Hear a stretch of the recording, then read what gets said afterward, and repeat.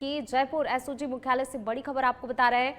SOG की बड़ी कार्रवाई में 4 आरोपी गिरफ्तार किए गए हैं। ये बड़ी खबर जयपुर से एडीजी एसओजी विशाल बंसल के निर्देश पर कार्रवाई हुई है। प्राध्यापक हिंदी परीक्षा 2022 मामले में मनोहर लाल को गिरफ्तार किया गया है।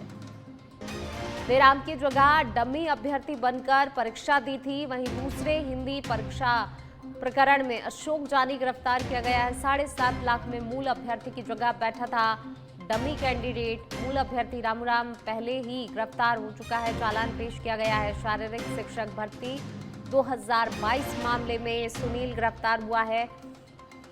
वहीं तृतीय श्रेणी शिक्षक रहते हुए डमी अभ्यर्थी बनकर परीक्षा दी थी। करीब 6 लाख में तय हुआ था फर्जीवाड़े का सौदा। अनिल बिश्नोई भी इस मामले में गिरफ्तार। भर्ती परीक्षा घोटाले पर एसओजी का बड़ा शिकंजा। और ज्यादा बातचीत के लिए सहयोगी राकेश दाधीच हमारे साथ जुड़ गए हैं। राकेश, बड़ी कार्रवाई एक बार फिर देखने को मिली है। लगातार ये मामला जो है देखिए सुर्खियों में बना हुआ है और एक बार फिर बड़ी कार्रवाई में 4 आरोपी गिरफ्तार किए गए हैं। क्या कुछ अपडेट?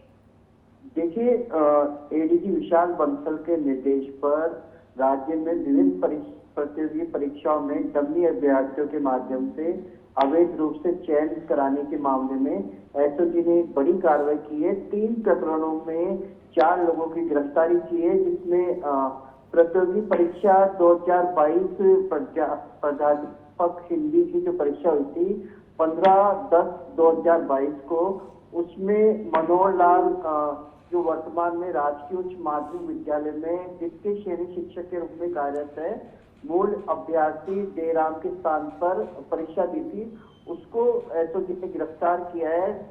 और दूसरा प्रकरण है स्कूल शिक्षा प्रतियोगी परीक्षा 2022, जिसमें अशोक जानी नाम के डमी अभ्यर्थी को एसओजी ने गिरफ्तार किया है। मूल अभ्यर्थी रामूराम के स्थान पर इसने परीक्षा दी थी। पुलिस ने रामूराम को पहले ही गिरफ्तार कर लिया था और इसके विरुद्ध न्यायालय में चालान भी प्रस्तुत कर दिया है।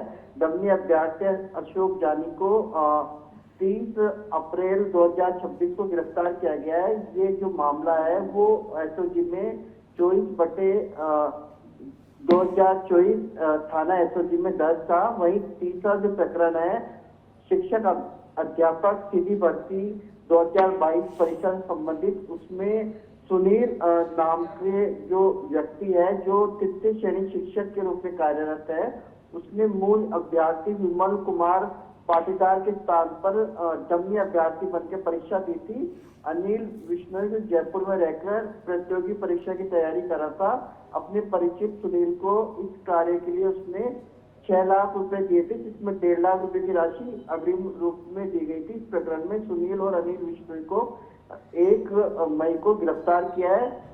बराबर 4 जो इसमें मुलजिम गिरफ्तार किए हैं, इन सभी प्रकरणों में अभियुक्तों के विरुद्ध भारतीय दंड संहिता की धारा 419, 420, 467, 468, 471, 120 और राजस्थान सार्वजनिक परीक्षा अधिनियम 2022 और सूचना प्रौद्योगिकी अधिनियम 2008 के अंतर्गत प्रकरण दर्ज किए गए हैं। जी, शुक्रिया राकेश इस तमाम जानकारी को साझा करने के लिए। चलिए बढ़ेंगे आगे, बात करेंगे अब अलवर की, जहां जिले के रामगढ़ थाना पुलिस ने नशे के खिलाफ चलाए जा रहे ऑपरेशन एंटी वैनम के तहत बड़ी कार्रवाई करते हुए 15.39 ग्राम स्मैक के साथ एक तस्कर को गिरफ्तार किया। पुलिस ने आरोपी के कब्जे से एक मोटरसाइकिल और मोबाइल फोन जब्त किया है। कार्रवाई डीएसपी पिंटू कुमार के निर्देशन और थानाधिकारी अजीत सिंह बड़सरा के नेतृत्व में की गई है, जिसमें मुखबिर की सूचना पर अलाउड़ा क्षेत्र में दबिश दी गई। गिरफ्तार आरोपी नाजम निवासी पिपरौली रामगढ़ बताया गया है। पूछताछ में उसने हरियाणा के फिरोजपुर झिरका क्षेत्र से स्मैक लाकर स्थानीय स्तर पर सप्लाई करने की बात कबूल की है। पुलिस ने इस मामले में 2 अन्य आरोपियों को वांछित घोषित किया है और उनकी तलाश जारी है।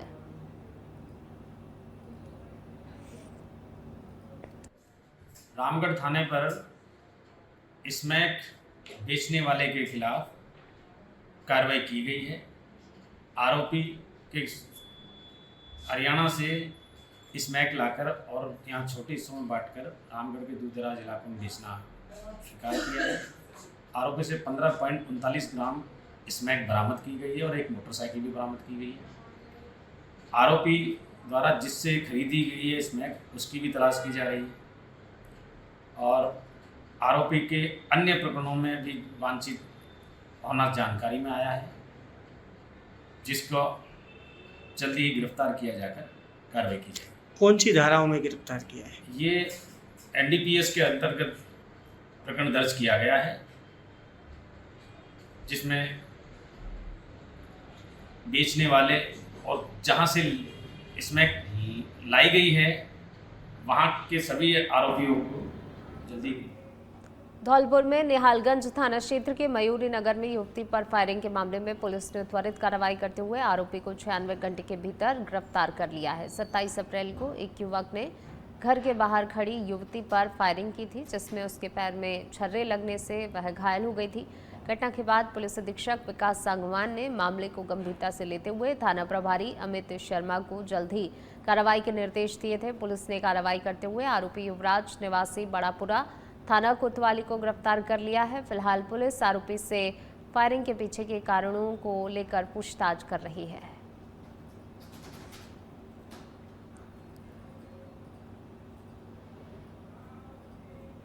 पाली के सोजत से खबर है, अनियंत्रित होकर पलटा सोजत। मजदूरों से भरा लोडिंग टेम्पो 108 एम्बुलेंस की सहायता से पहुंचाया सोजत हॉस्पिटल ट्रामा सेंटर। हादसे में करीब 7 लोग घायल हुए हैं। सभी घायलों को सोजत अस्पताल में भर्ती कराया गया है। प्राथमिक उपचार के बाद 2 घायलों को हायर सेंटर के लिए रेफर किया गया है। वहीं सूचना पर सोजत थाना पुलिस मौके पर पहुंची है। सोजत के धीनावास रोड बाबू नाड़ी के पास की ये घटना बताई जा रही है। हादसे में करीब 7 लोग घायल हुए हैं। सोजत से खबर, पाली के सोजत में हादसा हुआ। इस हादसे में 7 लोग घायल। सूचना पर पुलिस भी मौके पर पहुंची है। घायलों को अस्पताल पहुंचा दिया गया है। अनियंत्रित होकर पलटा था मजदूरों से भरा हुआ लोडिंग टेम्पो और इसमें करीब 7 लोग घायल हुए हैं।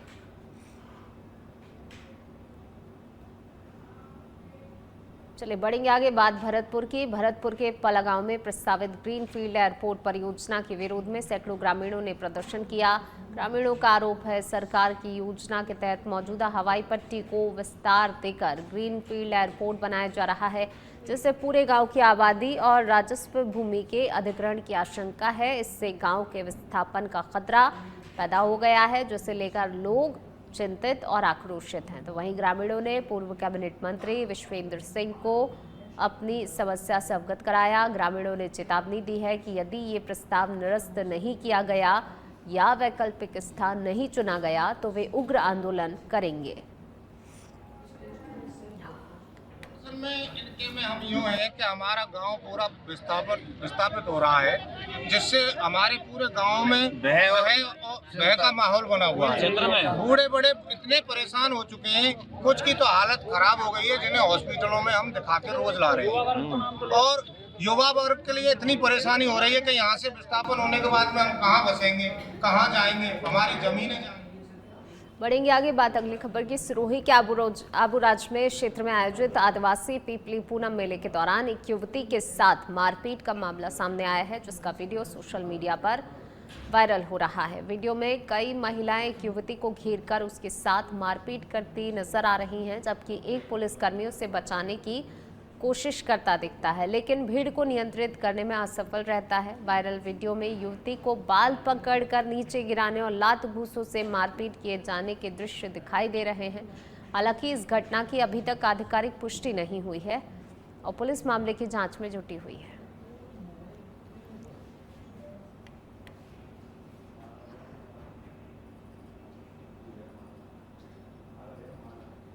और संगोष्ठ क्षेत्र में ऊर्जा मंत्री हीरालाल नागर ने कनवास क्षेत्र का दौरा कर विकास कार्यों की समीक्षा की। इस दौरान उन्होंने अटल पथ, सीसी सड़क, निर्माणाधीन पुलियों का निरीक्षण किया और कनवास दरा रोड से कॉलेज तक नई सड़क और कुकड़ाखेड़ी से गुंजारा बाईपास निर्माण को लेकर अधिकारियों के साथ चर्चा की। मंत्री ने जल भराव की समस्या को गंभीरता से लेते हुए पानी निकासी की पुख्ता व्यवस्था करने और जरूरत पड़ने पर बाहरी एजेंसियों के माध्यम से रिचार्ज सिस्टम विकसित करने के निर्देश दिए। उन्होंने अधिकारियों को विधानसभा क्षेत्र में जल भराव वाले स्थानों की पहचान कर स्थायी समाधान की योजना बनाने को कहा। दौरे के दौरान उन्होंने दरा चौकी, कनवास चौराहा और कुकड़ा खेड़ी में ग्रामीणों से मुलाकात कर उनकी समस्याएं सुनी और मिसिंग लिंक सड़कों सहित विभिन्न निर्माण कार्यों की गुणवत्ता की भी समीक्षा की।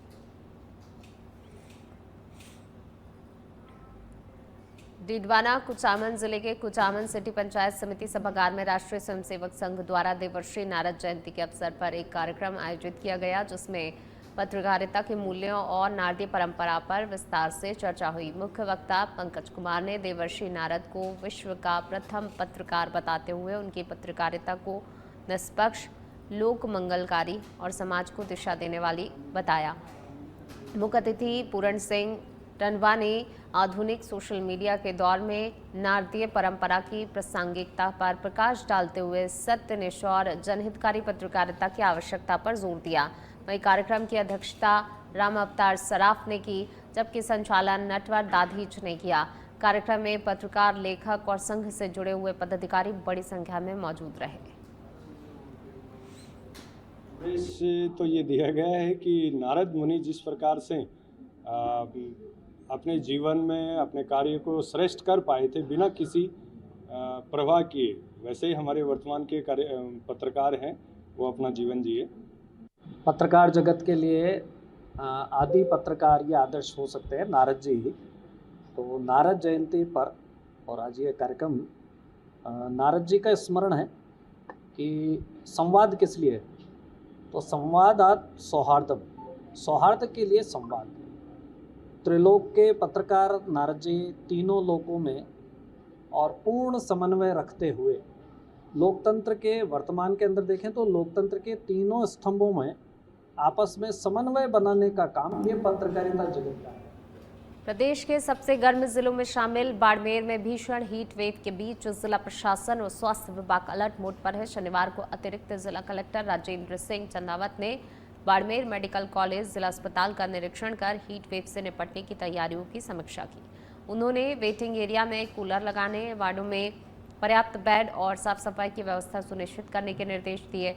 अस्पताल में डे केयर यूनिट को पूरी तरह से तैयार रखा गया है ताकि हीट स्ट्रोक के मरीजों को तुरंत इलाज मिल सके। वहीं प्रशासन ने आमजन से अपील की है अत्यधिक गर्मी के दौरान अनावश्यक रूप से बाहर ना निकले और पर्याप्त मात्रा में तरल पदार्थों का सेवन करें। साथ ही किसी भी हीट वेव प्रभावित व्यक्ति को तुरंत ही अस्पताल पहुंचाने में भी सहयोग करें। वैसे जिला प्रशासन और राज्य सरकार के निर्देशों के तहत हीट वेव को लेकर के बाड़मेर, चूंकि राजस्थान में बहुत गर्म जिलों में से एक जिला है, तो यहाँ पीएमओ साहब मेरे साथी थे। प्रत्येक वार्ड का निरीक्षण किया गया और जहाँ जहाँ कहीं छोटी मोटी यही व्यवस्था रही है तो उसके लिए निर्देशित किया गया। स्पेशली जो वेटिंग रूम्स है वहाँ पर कूलर लगाने के लिए इनको निर्देशित किया गया। बाकी सफाई की और सभी व्यवस्थाएं माकूल बंदोबस्त कर रखा है। जिला अस्पताल ने काफ़ी अच्छी व्यवस्थाएं की है। हाँ, वार्ड बना रखे हैं, स्पेशल इन्होंने रिजर्व वार्ड कर रखे हैं जहाँ पर यदि इस प्रकार का हीट वेव से यदि कोई प्रभावित या इस हीट स्ट्रोक से कोई प्रभावित पेशेंट आता है तो उसके लिए व्यवस्था इन्होंने कर रखी है। हीट वेव को लेकर आमजन से क्या अपील है? आमजन से भी मेरा यही निवेदन रहेगा समस्त हमारे बाड़मेर वासियों से कि हीट वेव को देखते हुए जो भी महत्वपूर्ण जो सावधानियां हैं उनका पालन करें। धूप में घर से निकले नहीं, या जो वर्किंग आवर्स है वो सुबह का और शाम का रखें, और दिन में जो है इस प्रकार से जैसे पेय पदार्थों का साथ में रखें, उनका ज़्यादा से ज़्यादा उपयोग करें। तो ये सभी जो है, और इस प्रकार की यदि कहीं कोई हीट स्ट्रोक से प्रभावित कोई पेशेंट है तो उसको तुरंत प्रभाव से अस्पताल में। कांकेर जिले में नक्सल डंप बरामद करने गई डीआरजी टीम पर बड़ा हादसा हो गया, जहां कांकेर नारायणपुर बॉर्डर क्षेत्र में आईईडी ब्लास्ट में 3 जवान घायल हो गए। टीम नक्सलियों द्वारा छिपाए गए डंप की तलाश में जंगल में सर्च ऑपरेशन पर थी, तभी विस्फोट की चपेट में आ गई। घायलों को सुरक्षित बाहर निकालने के प्रयास जारी हैं। कांकेर एसपी निखिल राखीचा ने 3 जवानों के घायल होने की पुष्टि की है। हालांकि कुछ सूत्रों के अनुसार 3 जवानों के शहीद होने की भी सूचना सामने आई है, लेकिन इसकी आधिकारिक पुष्टि अभी नहीं हुई है। घायलों में कृष्णा कुमरा, सुखराम वट्टी और संजय गढ़पाले शामिल बताए जा रहे हैं। कोई नंबर भी आप जारी करने वाले थे, उसकी बात तो करेंगे? हो, साथियों को, हमारा जो साथी लोग हैं जो सशस्त्र संघर्ष को जारी रखना है करके जो तरीके साथी लोग भी अभी हम जिन विषयों को लेकर हमने ये निर्णय लिया, इसमें मेजॉरिटी साथियों को तो हमारा जो तरीका है, तरीका हमने लिया उस पर आपत्ति है, लेकिन वो तरीका किस स्थिति में हमने वो तरीका को अपनाया इसे समझना है करके मैं अपील कर रहा हूँ साथी लोगों को। आप लोग भी चलिए बढ़ेंगे आगे। बात अगली खबर की। दूदू के भराणा धाम को लेकर चल रहा आंदोलन लगातार 18वें दिन भी जारी रहा। भराणा धाम बचाओ रीको भगाओ अभियान के तहत साधु संतों और हजारों अनुयायियों ने 21 किलोमीटर की परिक्रमा कर जोरदार विरोध प्रदर्शन किया। परिक्रमा के बाद बड़ी संख्या में लोग घटनास्थल पर पहुंचे और जहां पर पूरे क्षेत्र में धार्मिक नारों से माहौल गूंज उठा। संत समाज ने चेतावनी दी है, यदि औद्योगिक परियोजना को हटाने की मांग नहीं मानी गई तो वे जीवित समाधि जैसे कठोर कदम उठाने को भी मजबूर होंगे। वहीं प्रशासन ने हालात को देखते हुए सुरक्षा व्यवस्था कड़ी कर दी है और मौके पर पुलिस बल तैनात किया गया है।